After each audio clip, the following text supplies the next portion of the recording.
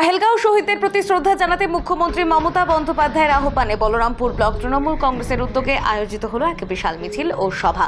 উপস্থিত ছিলেন ব্লক সভাপতি গৌতম মাহাতো, পঞ্চায়েত সমিতির সভাপতি কাল্লাপতি কুমার সহ বহু নেতাকর্মী।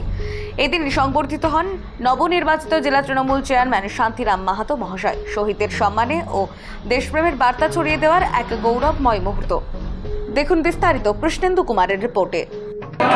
वंदे मातरम, वंदे मातरम। तृणमूल कांग्रेस जिंदाबाद, जिंदाबाद, जिंदाबाद। तृणमूल कांग्रेस जिंदाबाद, जिंदाबाद, जिंदाबाद।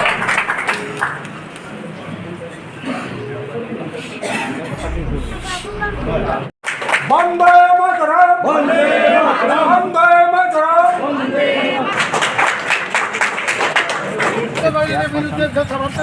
লড়াই করার জন্য ধন্যবাদ, धन्यवाद, धन्यवाद, সার্বভৌমত্বের স্বার্থে সেনাবাহিনী লড়াই করার জন্য ধন্যবাদ, धन्यवाद, धन्यवाद, সেনাবাহিনী লড়াই করার জন্য ধন্যবাদ, धन्यवाद, धन्यवाद। দেখুন, মাঠে ময়দানে তো বিজেপিকে খুঁজে পাওয়া যায় না, এটা তো আপনারা জানেন, কিন্তু ওরা বিভাজনের রাজনীতি করে বিভিন্নভাবে মানুষকে বিভ্রান্ত করে।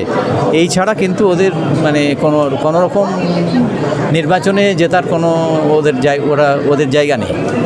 আর তৃণমূল কংগ্রেস মানুষের স্বার্থে কাজ করে, মানুষের সঙ্গে সবসময় তৃণমূল কংগ্রেসের কর্মীরা থাকে।